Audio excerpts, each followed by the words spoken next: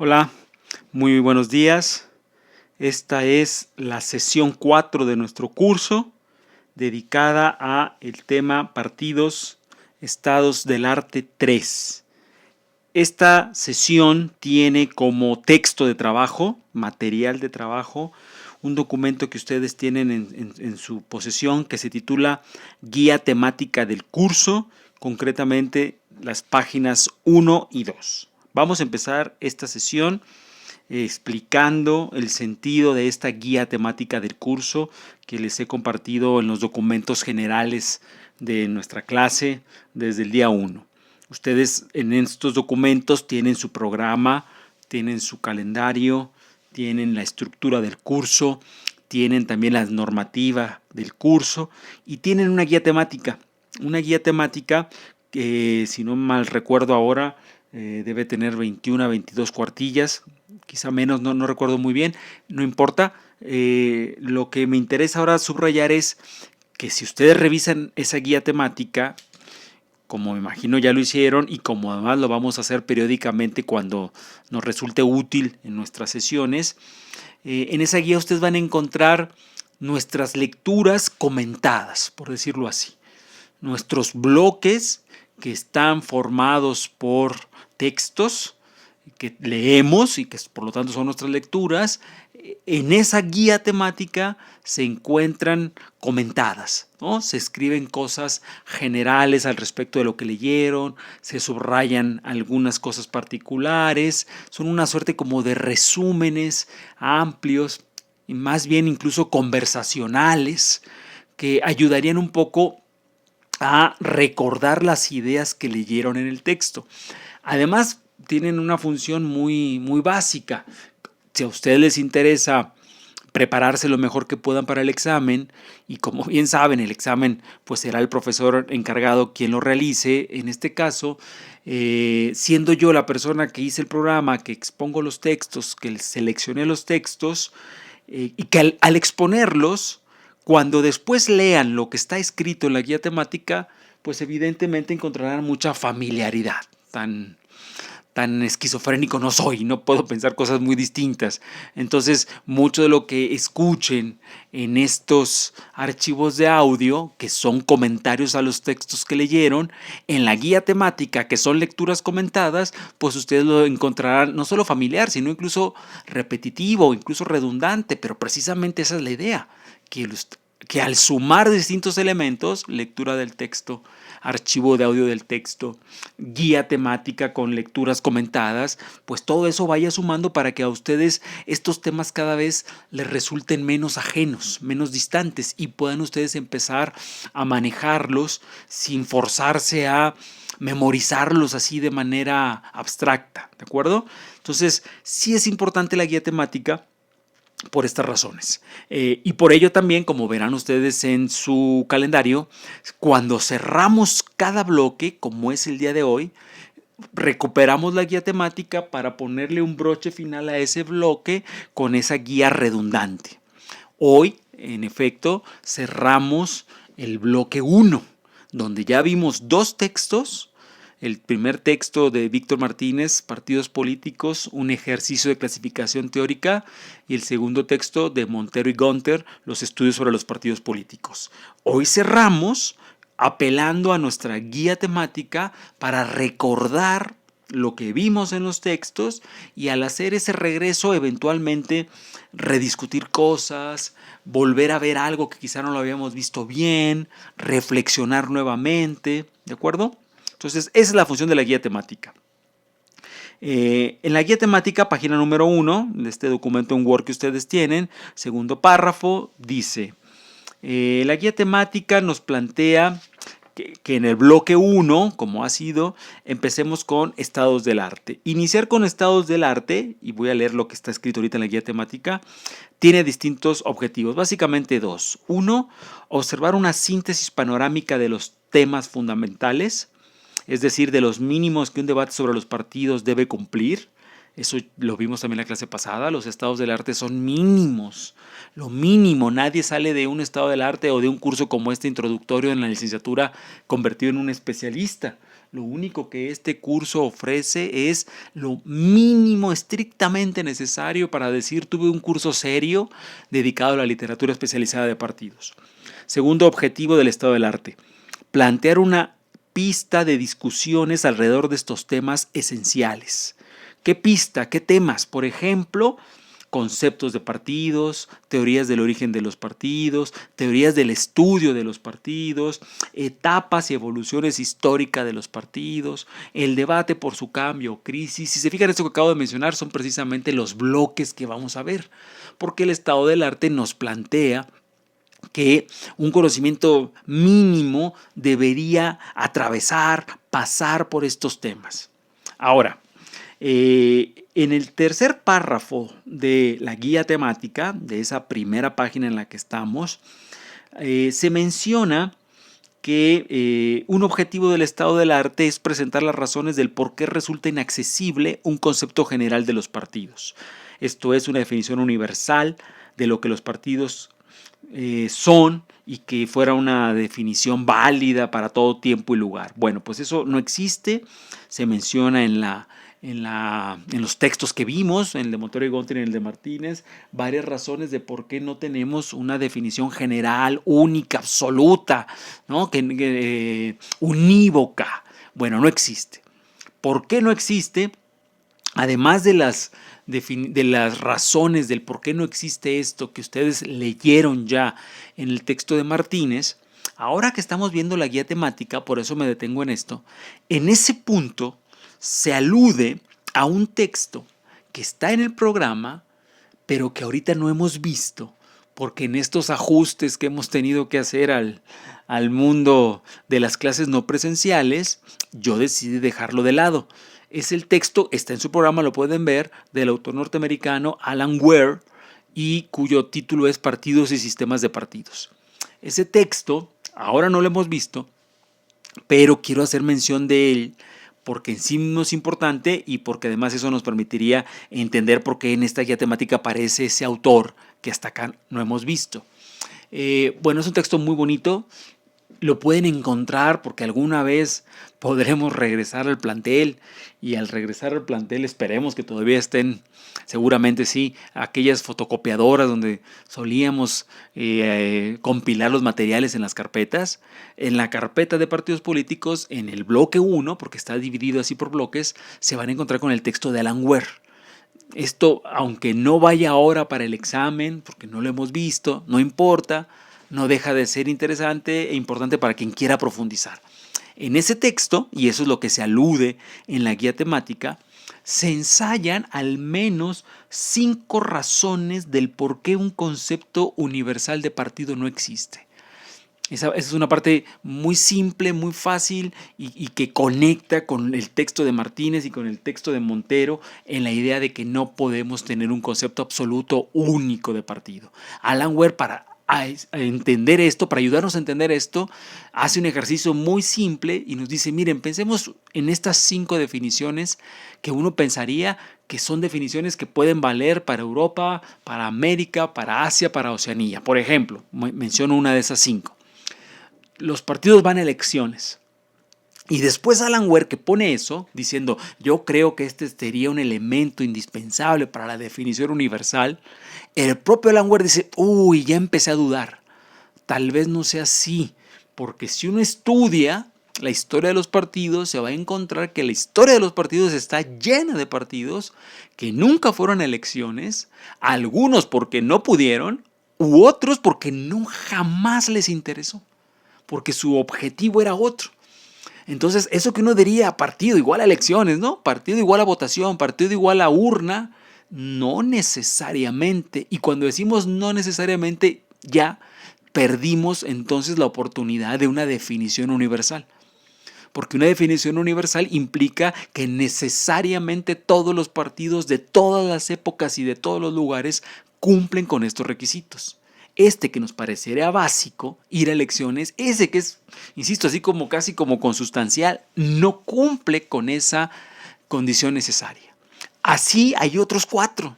Otros 4 casos, no los voy a mencionar todos, pero insisto, son muy ilustrativos. Los partidos buscan el poder por medios pacíficos. Este es otro intento de definición de Alan Ware. Y Alan Ware dice, tampoco, porque aunque la mayoría de los partidos que yo he conocido quizá han buscado el poder por medios pacíficos, sé que en la historia ha habido muchos partidos que han buscado el poder por las armas. Así que tampoco ese elemento nos va a servir para construir una definición universal. Les ahorro los otros 3. Ojalá les resulte intrigante buscarlos cuando volvamos a nuestro plantel. No estaría de más que se pasaran por la carpeta y sacaran el texto de Alan Ware. Muy bien.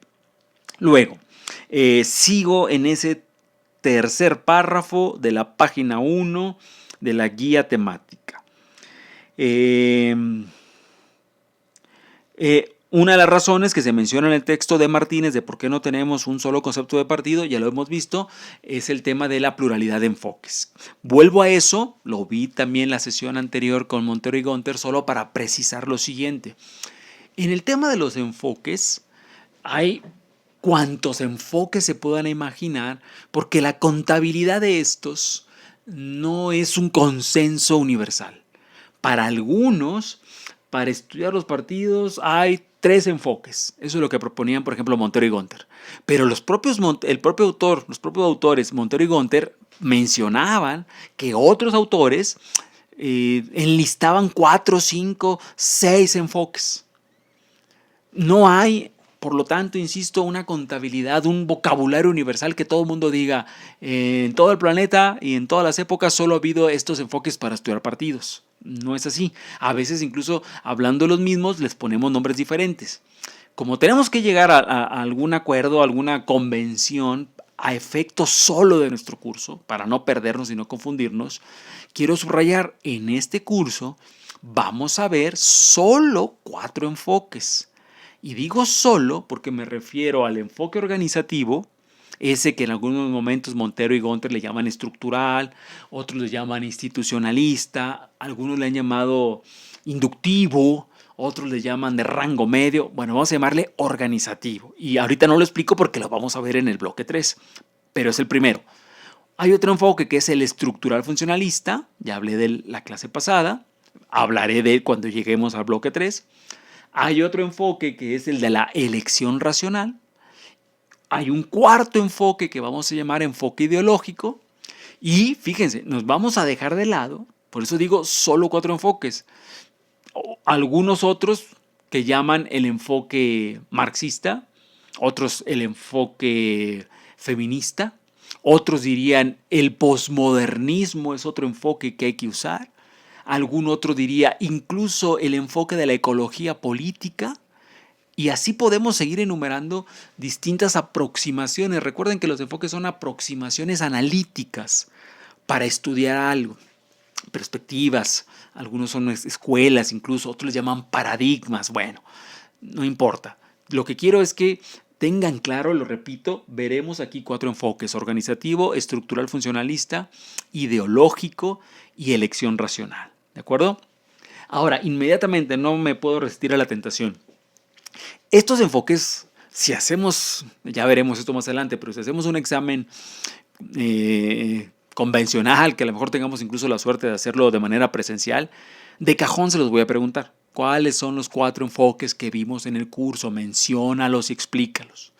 Pero también de cajón les voy a preguntar 3 teorías del origen de los partidos. Ojo, no es lo mismo decir enfoques de estudio de los partidos que teorías explicativas del origen de los partidos, ¿verdad? Son cosas diferentes, por eso usamos palabras diferentes. Enfoques analíticos, veremos 4, ya los mencioné. Teorías del origen de los partidos se mencionan por primera vez en este curso en el primer texto que leímos, Partidos Políticos, un ejercicio de clasificación teórica. Ahí se mencionan, pero también se van a mencionar en el siguiente texto que vamos a ver la próxima clase, que es el de Juan Hernández, sobre la delimitación del concepto partido político. ¿Por qué se mencionan 2 veces? Porque el primer texto fue estado del arte y el estado del arte pone las cápsulas, las etiquetas, como hemos dicho.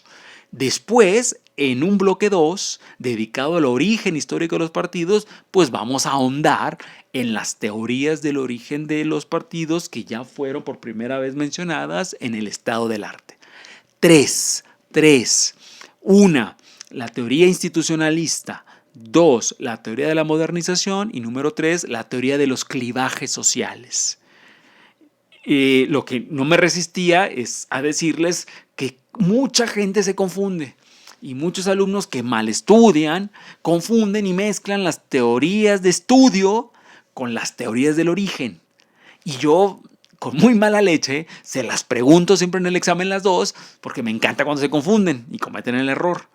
Quien estudia con tiempo, con anticipación, jamás confunde, porque estamos hablando de 4 teorías de estudio, 4 enfoques analíticos y 3 teorías sobre el origen, creadas ex professo para tratar de explicar cómo nacieron los partidos. ¿De acuerdo?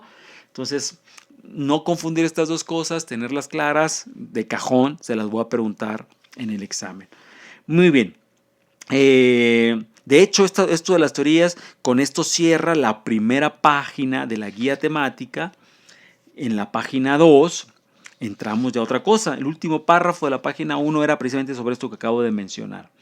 Luego dice, segundo párrafo de la página 2 de la guía temática. Otro tema del estado del arte a revisar también en el bloque 2 es el de la aparición y consolidación de los partidos de masas modernos. Bueno, esto recordarán ustedes, ya lo vimos también en los estados del arte. Aquí, a despecho de que de repente seamos muy redundantes, recuerden ustedes que la idea de la guía temática era volver sobre lo que ya vimos para hacer una especie de síntesis y ver qué tanto lo que vimos se nos ha quedado, qué tanto lo hemos podido entender. Este segundo párrafo de la página 2 de la guía temática, pues básicamente nos recuerda, no olvides que ya vimos lo que era el partido de masas, que el partido de masas se explicaba en el texto de Martínez, que también se explicaba un poco en el texto de Montero y de Gonter, que autores como Duverger, como Sartori, como Weber, como Michels, que vamos a ver más adelante, son algunos de los primeros en hacer estudios sobre el partido de masas. Ahora, un tema que es bien interesante porque va a volver a salir en todos los bloques, particularmente en el 4 y el 5, es que si uno estudia a los primeros estudiosos de los partidos, concretamente vuelvo a la Santa Trinidad, Weber, Ostrogorsky, Michels, es decir, aquellos que viviendo en el siglo XIX les tocó apreciar la irrupción de un fenómeno político nuevo, una cosa inédita que se empezó a llamar partido político de masas, partido político moderno, un tema que los clásicos vieron y por eso son clásicos, porque tuvieron como la sensibilidad de observar ciertas tensiones, ciertos dilemas. Me refiero en concreto a el dilema, la pregunta de si estas nuevas organizaciones favorecían o perjudicaban la democracia, los ideales de la democracia.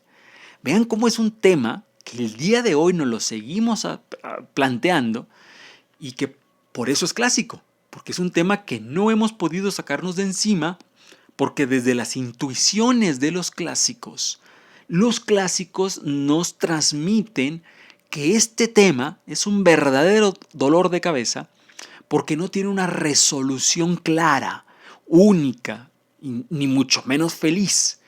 Tiene aproximaciones ambivalentes. Por una parte, parece que gracias a los partidos existe la democracia de masas. Así lo plantea, por ejemplo, Weber. Los partidos son hijos y a la vez causas de la democracia moderna. Así lo plantea también Duverger. Así lo planteará también Sartori, que dirán, no hay democracia moderna más que democracia partidaria. Gracias a los partidos tenemos la democracia de masas. Son los partidos los que permiten la participación masiva y popular e indiscriminada. Los partidos, por lo tanto, son democráticos. La democracia, por lo tanto, para ser democracia verdadera y de masas, es una democracia partidaria. Pero en esa misma época naciente de los partidos del siglo XIX, Ostrogorsky y Michels van a ver otra cosa, van a plantear otra cosa. Los partidos, siendo efectos de la democracia, son también cánceres de la democracia de masas, devoradores de la democracia de masas, porque su propia naturaleza lleva inscrita ciertas tendencias antidemocráticas, tendencias oligárquicas, como le va a llamar Michels. Fíjense la potencia de un clásico. Desde el siglo XIX, Michels percibe que los partidos que debieran ser casas de presunta y rica democracia, muchas veces se convierten en casas de oligarquías que secuestran la democracia. Los partidos generarían lo que él llama una casta, una élite, una cúpula renuente a la democracia, que llega ahí apelando a la democracia, pero que una vez ahí aleja a los partidos de los ideales democráticos. Ese tema, el debate fundacional de la relación de los partidos con la democracia, subrayo, debate fundacional desde el propio momento de la fundación de los partidos, se debate si los partidos benefician o perjudican a la democracia. Es un tema clave. Quería subrayarlo porque está en los estados del arte que nos están anunciando. Si tú quieres ver resuelto este tema de manera fácil, rápida y feliz, vas a topar con pared, porque lo que tenemos son hipótesis encontradas. Para algunos los partidos benefician a la democracia, traen la democracia, la producen. Para otros los partidos devoran a la democracia, la perjudican, la dañan. También habría que ver, y eso lo observaremos cuando lleguemos al bloque 5, seguro que algunos de ustedes ya tiene esta intuición, que mucho de la respuesta que demos a esta pregunta, qué tanto los partidos ayudan o perjudican a la democracia, también depende no solo de lo que los partidos son, depende de lo que cada teórico y cada persona en general piense que es la democracia. En función del concepto de democracia que tengamos, apreciaremos a los partidos como los canales privilegiados para conseguir ese concepto de democracia, o los desestimaremos como los peores enemigos y las más cruentas amenazas contra la democracia. Habrá que pensar en de qué estamos hablando cuando hablamos de democracia. Eso, sin embargo, lo observaremos en el bloque 5, pero el estado del arte ha ya cumplido con su función de llamarnos la atención hacia ese tema sobre el que deberíamos reparar y que, insisto, lo haremos en el bloque 5. Muy bien, en el ya penúltimo párrafo, tercer párrafo de la página 2 de nuestra guía temática, precisamente este tema de la democracia, de cómo lo pensamos, se observa. Es el tema que básicamente se plantea en el penúltimo párrafo. Así que lo que acabo de decir lo van a encontrar retratado con otras palabras, pero básicamente con la misma línea argumentativa. Último párrafo de la guía temática, página 2. Repito finalmente el uso instrumental de los estados del arte: leer, observar y registrar en ellos el mínimo de contenidos que un curso introductorio sobre los partidos debe cumplir. Los estados del arte son así una suerte de brújula orientadora para tener en claro desde el principio del curso los mínimos debates que el curso no puede dejar de abordar. ¿De acuerdo? Eso es lo que hemos hecho hasta ahora con 2 estados del arte y que estamos haciendo ahora de manera redundante. Espero que no sea aburrida, porque la idea es que en lugar de ser aburrida, termine de ayudar a cerrar los contenidos, termine de darles a ustedes las claves para decir, caigo en cuenta. Muchas veces estos temas, a fuerza de repetirse, a golpe de volver sobre ellos, termina uno de esclarecerlos. Es lo que acabamos de hacer con esta sesión de síntesis con la que cerramos nuestro primer bloque ya del curso y cerramos nuestra sesión número 4. Muchas gracias. Nos veremos en la siguiente sesión. Hasta luego.